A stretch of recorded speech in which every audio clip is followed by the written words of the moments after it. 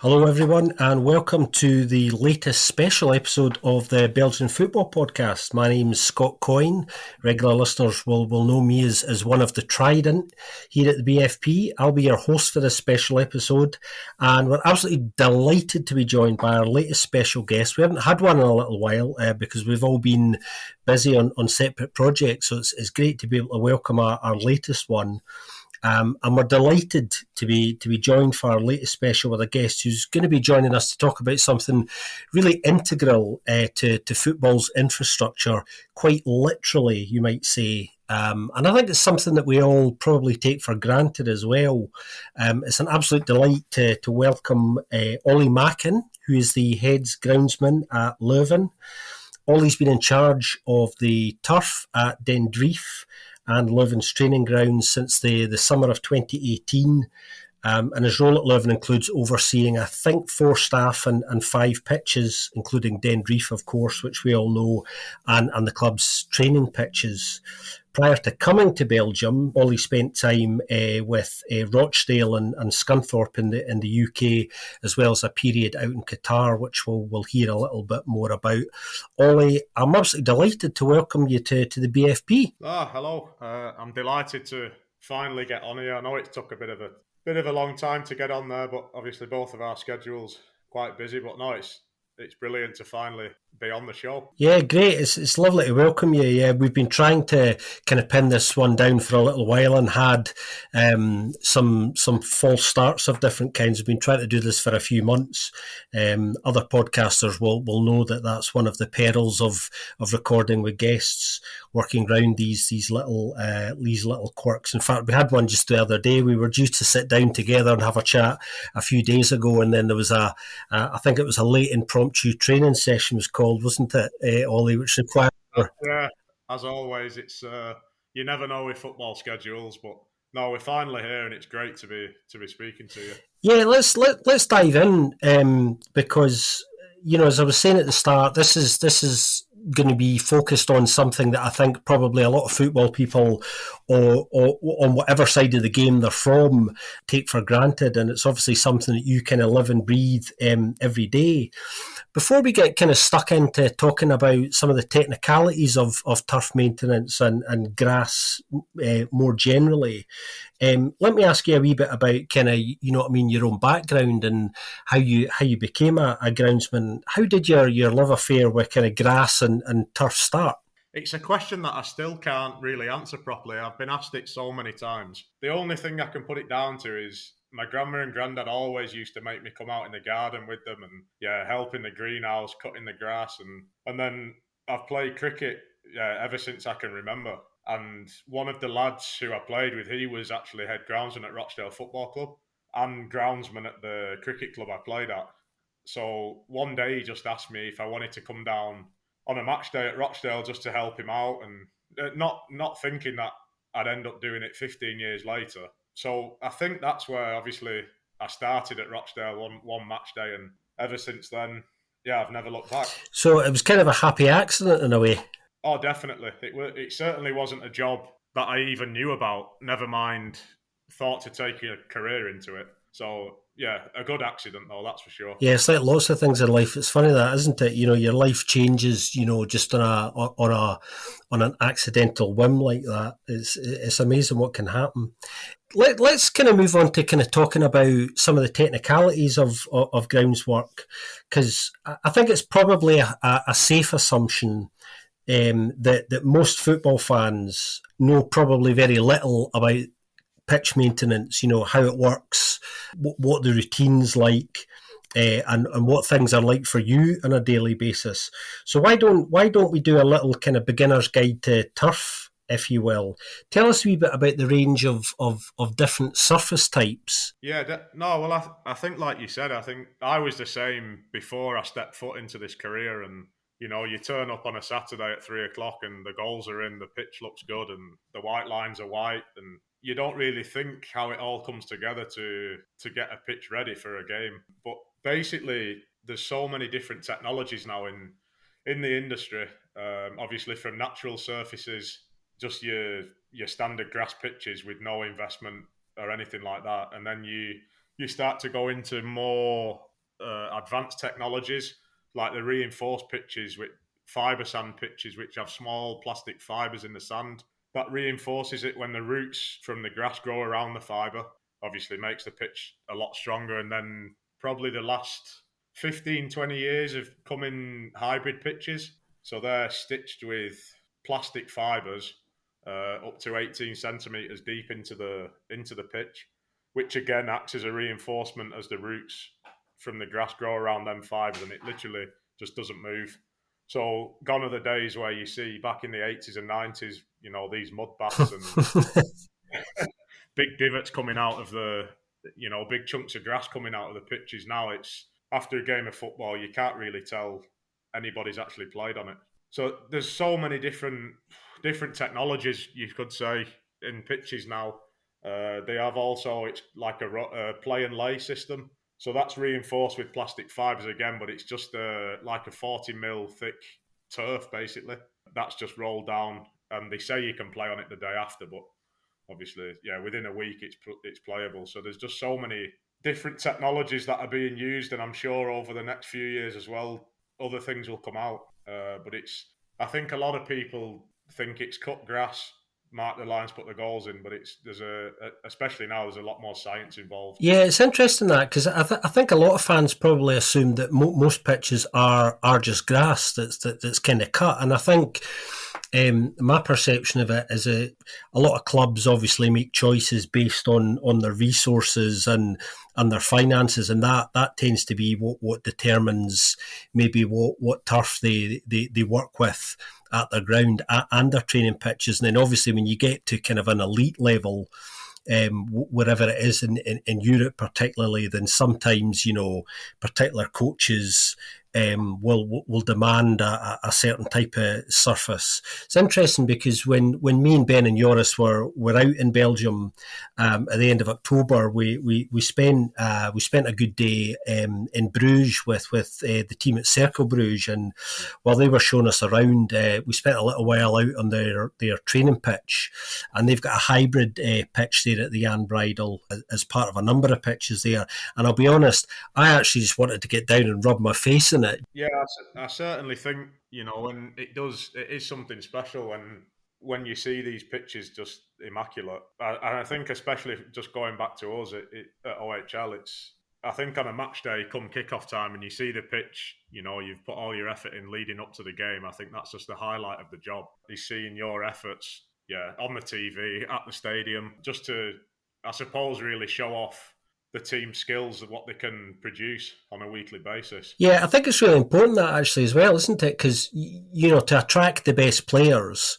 then, having a quality surface actually becomes really important. I mean, it's a different story if for example, and there is only one side in Belgium that has a synthetic surface at the moment, and that's obviously St. Truden. From a recruitment perspective, it must be slightly difficult at times to convince some players potentially to come and play there if they don't have a hybrid pitch or a pitch that is of a standard that perhaps elite players would expect. Yeah, I'm sure it's a huge put off really for players, especially if they think they're going to play every other week on a synthetic pitch, and you hear these players that can't actually train on them or play on them because of knee injuries, and don't get me wrong, I think 4G or synthetic has come a very long way since the old days. And then I remember Oldham Football Club used to have one which was sand based, and I just can't imagine playing week in week out on synthetic pitches.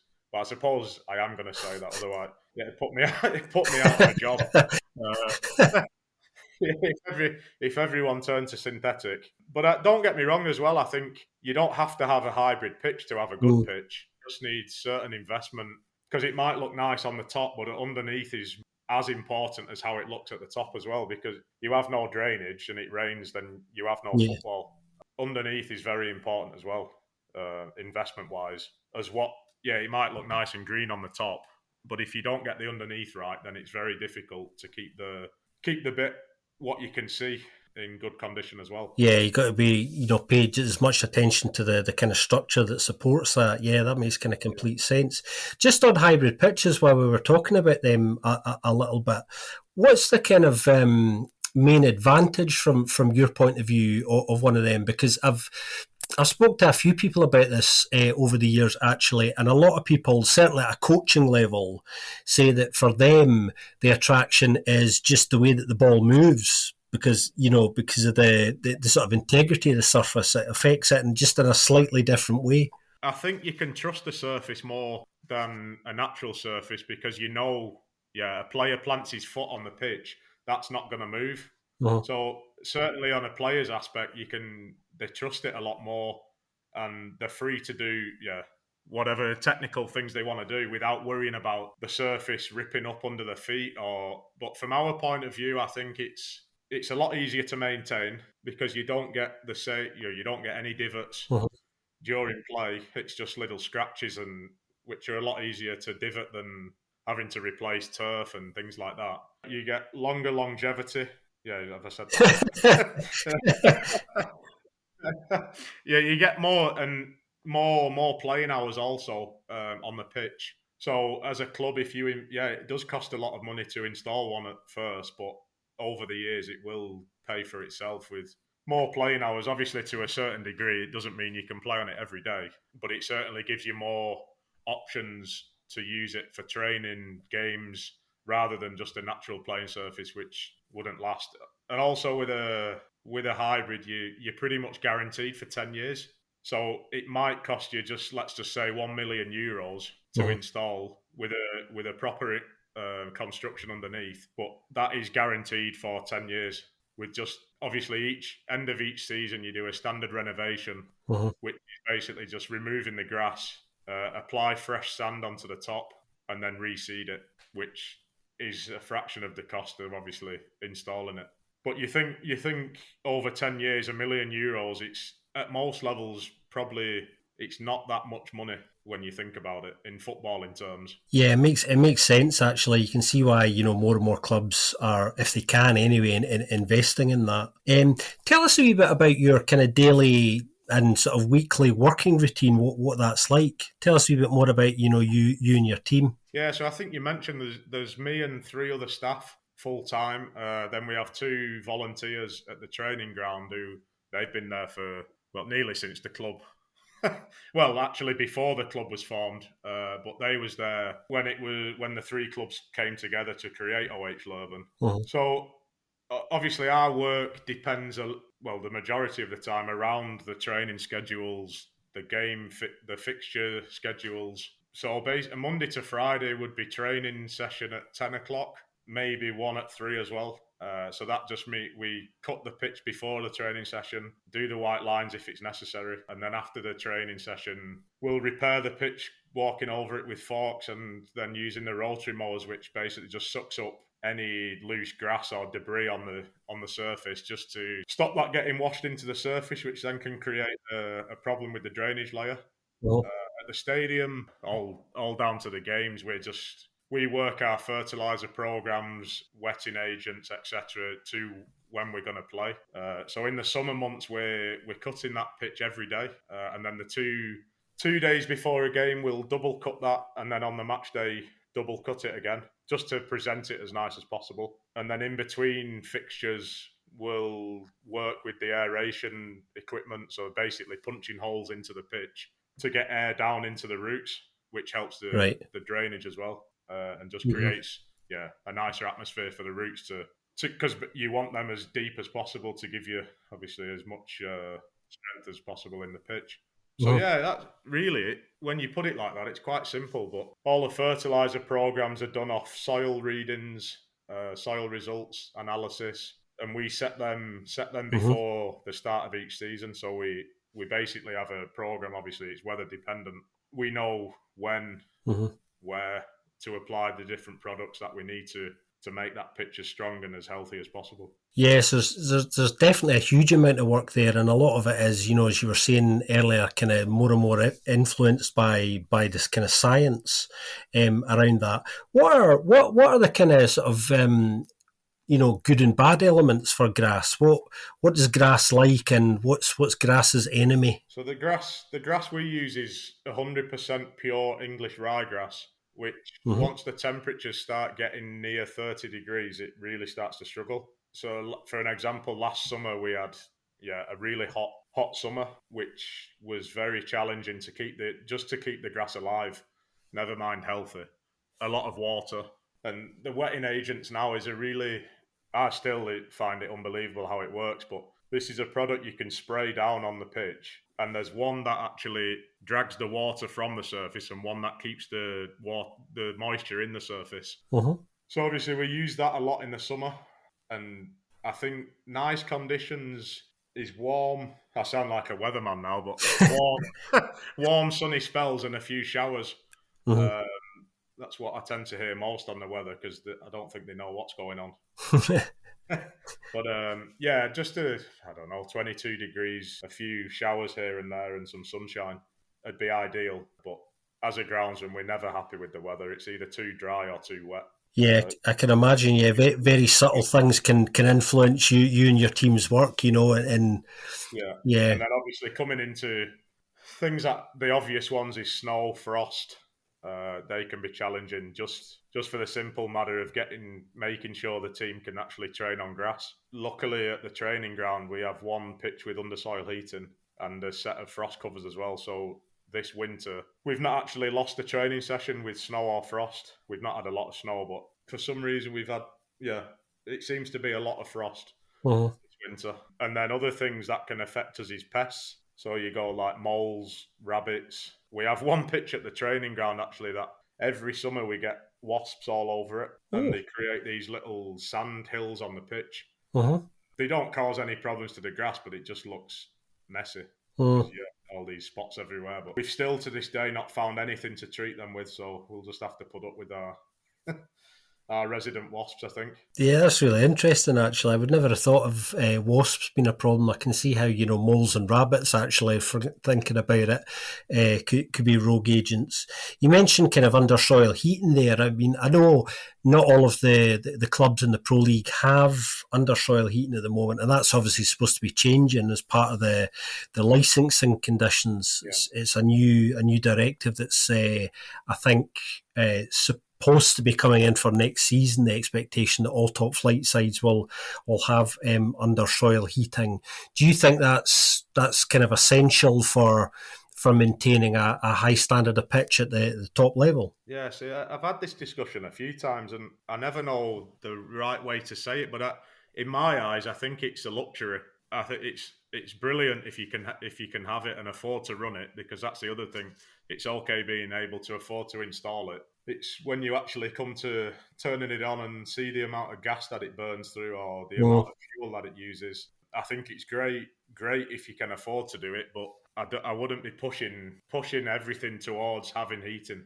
I think there's other ways, certain different covers, but don't get me wrong, I think the way it's used in England as well is they actually just keep it ticking over during the winter. So you said it maybe 10, 11 degrees, and it keeps the grass growing as well during the winter. So they don't just use it to prevent losing games. They use it as a tool, obviously, to trick the grass that it's still summertime. But we've had it now for 2 seasons, and it's been really good. Obviously, this year we have literally just used it for not losing games because of energy increases, as everybody knows. So we've just turned it on a day or two before the game, when we know it's going to freeze leading up to the game, and then literally as the game kicks off, we're turning it off again, which has obviously saved a lot of money. But it's not ideally how we'd like to use it. Yeah, you have to come to an agreement with the club, obviously, and make that effort to save the costs in these difficult times, as everybody's aware. Yeah, I think that's one of the arguments that some of the clubs who are a little bit worried about the cost implications for them of purchasing something like that they wouldn't necessarily choose to kind of being forced to. It is a difficult one, that. And like you say, I think, if you use your resources right and you have a good team around you, there is an argument that says maybe there is a way around these things as well. But it's definitely a nice thing to have, I think, if you've got the resources. Let me ask you a wee bit about the difference between kind of turf in Europe and in the UK as well. Is there a difference? Because I think it's probably fair to say it's becoming more and more common for UK grounds people to kind of come to Europe, I think, and work with clubs.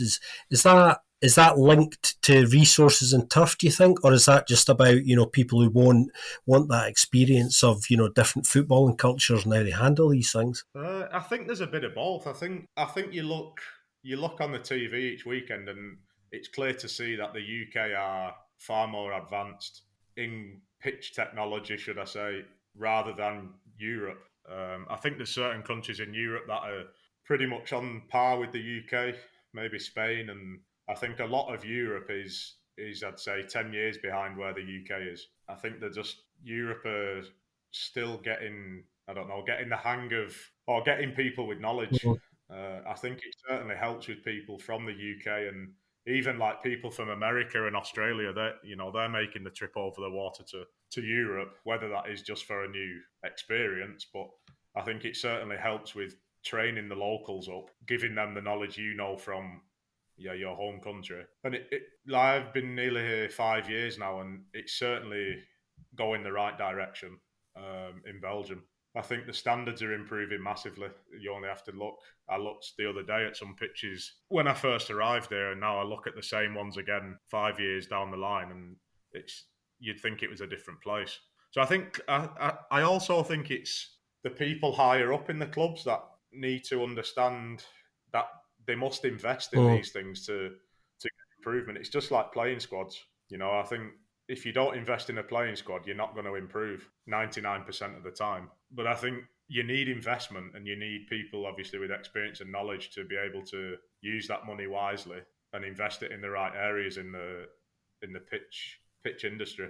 But I certainly think most of Europe is still quite a way behind the UK. We have two of our staff are Belgian, and there's just nothing in Belgium for Mm. groundsmen, no qualifications or anything. We're lucky that obviously we're owned by Mhm. King Power, the same as Leicester, and their sports turf academy at the training ground. So two of the lads have just been there for 2 weeks to do an international groundsman's course, which I think's it's a great idea, and I'd obviously encourage anybody in Europe to go and do that course, because the knowledge there is just second to none, in my opinion. But I think that's certainly where some country like Belgium could improve, is having something dedicated to groundsmen, greenkeepers, an actual qualification that's noticed, just to get some knowledge behind these people. Yeah, it's really interesting that actually. I was going to mention later on, bring up the link between Leuven and Leicester. Obviously, it's the same owners, and you and your team must get some infrastructure support from Leicester as well, which is obviously one of the advantages of being part of a bigger network like that as well. Do you guys at Leuven have grow lights that you use at Dendreef? Yeah, so we have eight rigs altogether at the stadium. Four bigger ones, as I like to call them, and then Mm-hmm. four smaller ones, which they benefit us massively. But again, this season we've had to be really careful how we use them, because normally from middle of October through till now, they'd be on the pitch every day when it's not being used. But this year we've actually managed the hours and recorded every hour that they've been on the pitch, just to see what savings we can make. But they're such a big help to keep that grass growing over the colder months, just to help that recovery after games, after training sessions. They're a very big tool in our machinery list, I suppose. But we do benefit with the link with Leicester, because I think King Power have seen at Leicester, the stadium, the training ground, what can be achieved with some investment. Yeah, and then we all at the training ground, we also have four lighting rigs that we just use in like the goal areas, the high wear areas, just to help recovery when we can in between those training sessions, just to keep that optimum playing surface as good as possible. I think the surface at Dendreef, obviously it's a credit to you and your team maintaining it to such amazing standards. I've been enjoying for quite a while, actually. You were talking earlier about sharing photographs on social media of the pitch being ready for games and that. And I really enjoy seeing those tweets, actually. And I think it's just because I've learned a little bit more about turf over the years. So I've been increasing my own knowledge about, the amount of maintenance required in that. So it's really nice thing to see. I think the quality of the turf at Dendreef, obviously, it's interesting because obviously Leuven play all of their home games there. But also in recent years, we've seen the Red Devils, both the senior side and the under-23s, using Dendreef, and more recently, Union Saint-Gilloise have been using Dendreef regularly for some of their European exploits. What have the challenges been like of your day to day job with that increased demands on the surface? I mean, obviously it's a reflection on how good a job you and your team are doing. That they recognise that there is not only a stadium that is logistically very well situated for a lot of people's needs, fans and teams, but also the turf is of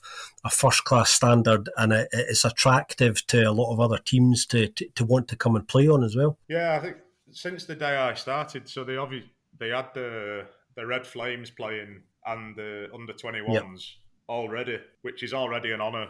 Yeah, to host them, any international game, it's great to be able to say you've hosted it. But I think the more during the COVID times was the one that really, we actually had to stand back and think, wow, this is, we got, first of all, the number one team in the world against my home country, England. Mm. And to say you produced a pitch for Belgium versus England in a Nations League game was quite an honour for me and for Luke as well, who's another English guy. But most importantly, all the team it was just an honour to have. It was just obviously a shame that no one could be there to watch it. But then again, we wouldn't have had that game if that COVID didn't arrive. So it was really, really an honour. And then obviously Belgium, Wales, and Belgium versus Switzerland as well. We had. So it's quite some big games to say you've hosted. And then to get the news, obviously, and Jon was potentially going to play, or was playing Rangers in the Champions League qualifier, was nice enough. But then to obviously get told they were playing all their group stages in the Europa League was just a real honour, and it was nice to be a part of, because I've never experienced, obviously working at Rochdale and Scunthorpe, European football. So it was really good. Don't get me wrong, there were some long days and long nights, because it's not just a game, you get the training sessions as well the day before at the stadium. So it was really challenging, but a good challenge. But I suppose that it pays off for the team's work, that they can produce a pitch of such a standard to attract these calibre of games. Yeah, it must be a real joy, that, and hopefully we'll see some more of it. I know some of the Union Saint-Gilloise supporters were quite disappointed that they'd made the switch to Lotto Park recently. Yeah, so was we. Yeah. I can imagine. We was hoping for a big team in the. I don't know how to say it right, but no disrespect to the other three teams, but a European giant, as you'd say, because there were some good teams in the draw, but unfortunately we got what we got. But no, they're absolutely flying at the minute, and I can see them going even further as well. Yeah, that's something we were discussing on the BFP recently, actually, that they have some decent prospects to go further yet.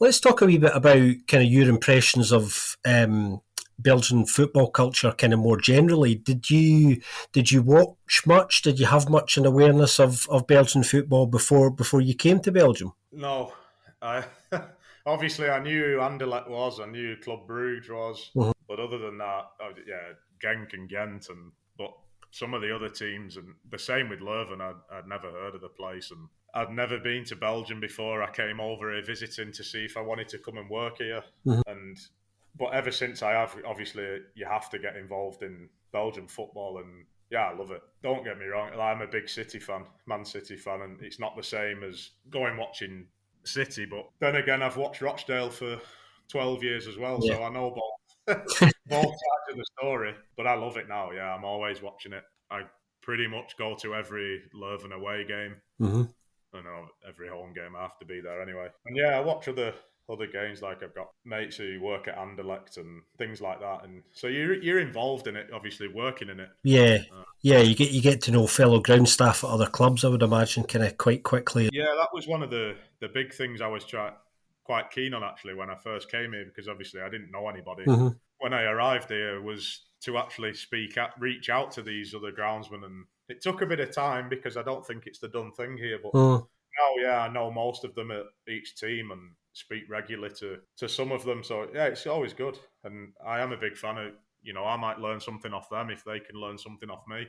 It's always good, a bit of networking with other people in the same industry. Yeah, I think that's one of the nice things about Belgian football culture. I mean, we're chatting about this a little bit before we recorded, how it's generally less corporate than in a lot of other countries. But I think there is a tendency for clubs, on the whole, to be a little bit more supportive of one another. I mean, obviously, in some cases there are some big rivalries there still, but I think regardless of what area people work in, I think there is a closeness in the Belgian football community that doesn't exist in some other countries. Who do you like watching in terms of players, Ollie? Who have you been enjoying watching this season? I'm a big fan of the left back at Westerlo, De Kerper. Yep. I haven't managed the Flemish accent yet, so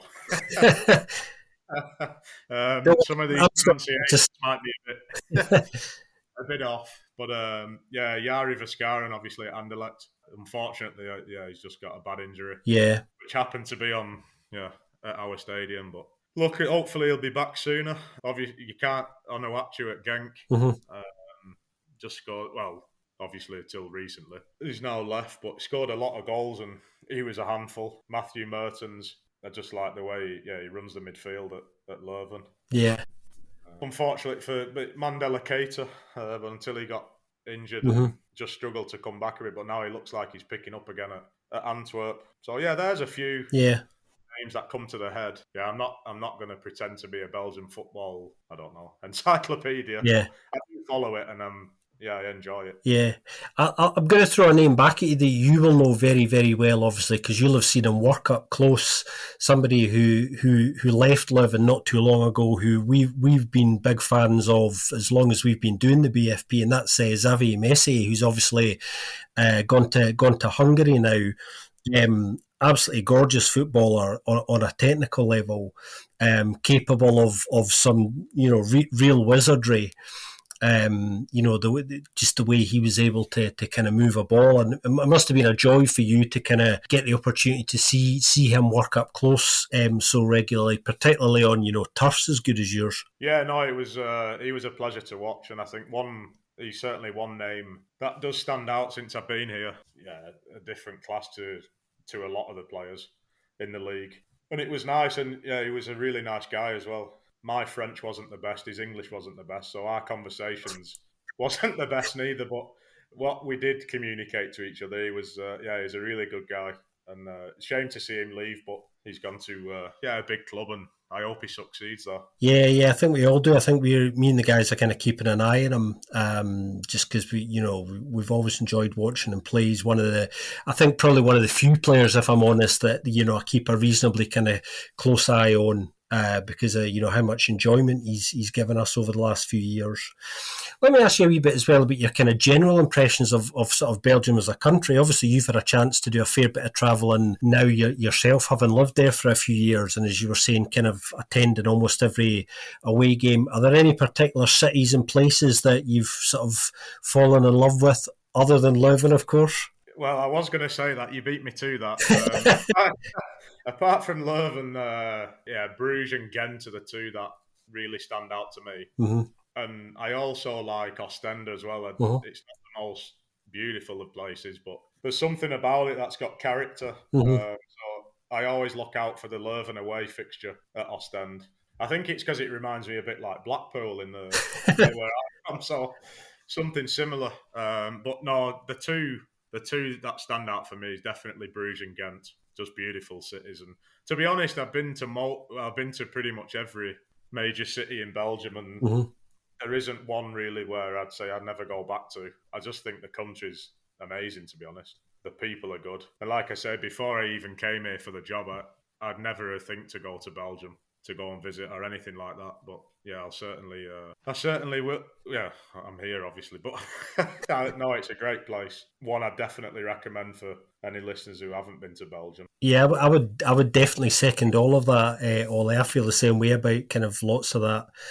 No doubt about it. And of course, the beer's very good as well. That's maybe a separate podcast, that one, isn't it? But yeah, I think Yeah, I think a lot of people don't realise quite how good the beer is until they get a chance to experience it. And No, I'm, it's different to anything else I've experienced in any other country. It's just I think it's more of a passion for Belgians beer. You mm, know, there's a different culture about drinking beer, and yeah, obviously you could talk for hours and hours on the amounts of different ones they've got. But yeah, definitely try it if you can. yeah, absolutely, yeah, yeah. Now, rumour has it you're actually a decent goalkeeper, and Where are well. you from? And apparently, while living in Milan, you is it right? You spent 2 years at Inter's Academy, or a 6 month period during a 2 year Yeah, over so there. I think I moved there when I was 9 years old and lived there for 2 years, Uh-huh. just for my dad's job. And the company my dad worked at, the one of the guys was, I think he was quite something to do with Inter Academy or something. So I just went down there training for a few months. Yeah, I wouldn't say I got scouted or anything. I got told I can go down there to train, and that's what I did. It only under tens level, but it's something nice to tell people. And I remember turning up to their training ground, and yeah, it was only to train for a few months. Nothing ever came from it, obviously. Yeah, you don't harbour ambitions of being a goalkeeper still. Oh, no, obviously, when I was a kid, I wanted to, yeah, like every kid, I think, who likes football, they want to be a footballer, but there's not many people who actually make it, so it was nice to, yeah, have a few training sessions there, and as young as it was, but no, yeah, it's everyone's dream, I think, to be the professional. Yeah, yeah, it sounds like a nice little adventure. You were talking earlier, just to kind of circle back to turf for a second, about how certain above a certain temperature is obviously a real danger for kind of turf. And you spent a period in Qatar, didn't you? And we're not that far off the last World Cup, obviously, which was in Qatar. Which I think most people who probably know nothing about Qatar would say it's hot. I can tell you that much. There must be Yeah, it's certainly was. yeah, there must be some particular challenges to sort of, or for the ground staff at that World Cup to maintain those turfs, with the temperatures being, well above what would be considered, a level that is friendly for turf. Yeah, I think so. Just going back to the time when I was there, I think we're coming up to 10 years maybe now. So I was like the deputy sports turf manager looking after nine stadiums and around 38 training pitches for the Qatar Uh-huh. Stars League. Basically driving round to each site each day, managing a team of workers at the stadium and training ground, training them up as well to make sure they can obviously maintain turf to the standard that they required. But yeah, I think definitely the challenges for this World Cup. I know when I was there, they was literally just started Uh-huh. building some of the stadiums. I remember seeing all the steel work and framework go up for these stadiums. But I know most of the stadiums, they did have air conditioning inside. I'm not too sure, obviously, the routines that they were working to, but I think the time the World Cup, I think it was more like the temperatures they was getting is probably like a European summer. Uh-huh. They have big challenges though because the stadiums were huge, and I can't imagine there was much sunlight getting into those stadiums. Yeah, they had to move it to a Winter World Cup, otherwise it would have never have happened in the Uh-huh. summer. For one, too hot and the pitches wouldn't have coped. But they also use a totally different grass over there, like a warm season grasses, similar to what they use in Australia and Uh-huh. America. So these can cope with the higher temperatures, but they don't look anywhere near as good when you present a football pitch than what the grass we like the English ryegrass that is used commonly around the UK and Europe and most of the Uh-huh. top divisions. That's really interesting, actually. Really, really interesting. That's what I mean about coming back to, I think lots of football fans take things like that for granted. They assume that, it's all largely the same, whereas in fact, often it's an entirely different type of grass as well. Yeah, really interesting. I know there was a lot of people from the UK who went Uh-huh. over to Qatar. I not physically know them, but I know a lot of UK groundsmen did. Like 2 years before the World Cup to really build Uh-huh. up to the event. So no, it was yeah, I'm sure it was very challenging, especially with the schedules again. Busy times for the guys over there. I can imagine, yeah. Speaking of challenges, we have had a couple of rather nice listeners' questions that have been sent in for us. And I promised everybody that I would put these two to you. So let's do that just now. One of them's quite a technical question actually about from Angelo H. Angelo Ubel, who asks, what is the biggest challenge for a pitch when the temperature outside fluctuates from between around 15 Celsius and -4 like it has done recently? Yeah, I think it is a challenge, and I think it depends also when you have training sessions and the games, especially when it goes so cold as well. We have to plan because it's not ideal to apply fertilizer or sprays when it is going to go Uh-huh, so cold. It can damage the surface. You also risk of the disease pressure to go quite high, especially when it goes 15 degrees and it has been uh-huh, quite damp as well. So the disease pressure rises, and so you're on the lookout, obviously, for any outbreaks of disease over the surface. Training sessions for 10 o'clock training session, -4 overnight is not ideal. So it means the frost covers and the undersoil heating need to work and save us from obviously losing a training session, or for me to go into the coach's office and tell him that you can't train on grass, which is never pleasant because obviously, they need to train on the best surface possible, and grass is what players expect to be training on. They don't want to be told they need to go on synthetic because I know a lot of players don't like it. uh, So it varies a lot for especially that sort of dramatic decrease from 15 degrees down to -4, which is right. It has happened recently, which I don't know if you can bring back on global warming. I'm not yeah, sure, but it certainly seems to be getting stranger this weather. That's for sure. yeah. But no, it's a good question and one that poses a lot of challenges. You mentioned the kind of coaching staff there. Just to take a wee sidestep, what's it like from your perspective to work with Mark Bryce and his coaching staff? Because we've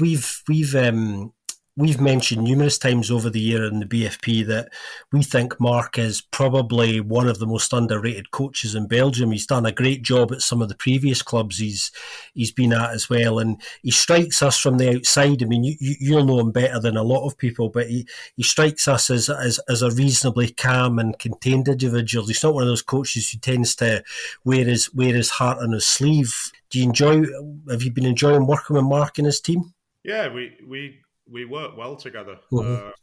He's very demanding, but then that's something I think most coaches at this level expect Yeah. the best out of not just us from a pitch point of view, but from every other staff member involved in the club. They want the Mm-hmm. best. So yeah, sometimes we have our arguments, but that's like with any football coach and groundsman. It's Yeah. but it's only for the good though. It's not because we just want to shout at each other. These are constructive discussions, and we do work well together. But like I say, he's very demanding. But then again, I'm demanding. I demand that we have the best pitch in the country as well. So I think it works well together. That we both want the best, and he wants the best for the playing squad, and I want the best for our pitches as well. Yeah, that makes sense. I think you can see that actually. I think you can see that definitely. They've got another listener's question because we had two, as I said. The other one's from Dan Swires, Yeah. who asks about do you have a favourite Leuven chant, and if so, what is it? I do have one, but I don't know the words to it. But I know I won't it's. ask you to sing it. Don't worry. Oh no, I won't be singing it. Yeah, there's a few. There's one I think like "Leuven in My Heart" or something like that with a Yeah, Stella in the hand. of course. Yeah, yeah, And then always, I think it's not just at Leuven though. It's like we go to the left, left, left, to the right, right, right. That always gets the crowds going with the music on. Yeah, just and obviously your standard ones. Come on, you whites. Very original. yeah. You must get a lot of them kind of drummed into you. Actually, not just obviously we're working at the club, but I'm sure you come into contact with a fair number of fans as well. Including some of those who are rocking up to volunteer their services to help you guys out where possible as well. Oh yeah, definitely. It's I just find it amazing how every club that comes to us, they always have a couple of English songs. Mm-hmm. Ones that they hear from probably the Premier League or something, and then put their own words to it. And yeah, I like it. Good though. Yeah, it's really interesting that actually, just a kind of a bit of football history geekery. There are a number of clubs in Belgium that obviously were founded directly and indirectly by, English sports people who kind of came across. Often cricket is the starting point for this as well, where cricket clubs were formed in the 19th century, and then they became offshoots of them became kind of football clubs when kind of coaches came across as well. So there's a really interesting link between all of those sports. I've really enjoyed sitting down and having a really good natter with you, Ollie. I've learned a lot. No, it's been really good, and thanks for your time, and thanks for asking me to come on the podcast. No, it's been an absolute delight to talk to you, and I know a lot of people are going to find this really, really interesting because we've covered a lot of topics here, and one of the things that we wanted to do was certainly, produce a special episode where, people kind of came away from it having a bit of a better appreciation of what you do and the work that goes into that. So it's been an absolute delight. I've not bored people, so I hope they enjoy it. No, I'm sure they will. We'll get some great feedback from this episode. I've no doubt about that at all. So that's just about all we've got time for on this special episode of the BFP. You know how to get in touch with us. You can get in touch with us all on social media. You can tweet us at Belgian Podcast. And if you do get a chance to visit Leuven and they are playing at home on a match day, do get along to Den Drief and sample not only some Leuven action, but see Oli's fabulous turf up close, because him and his team do a lot of great work out there in all weathers, maintaining that to the highest standards. So we'll be back with you soon, hopefully, for another special episode of the Belgian Football Podcast.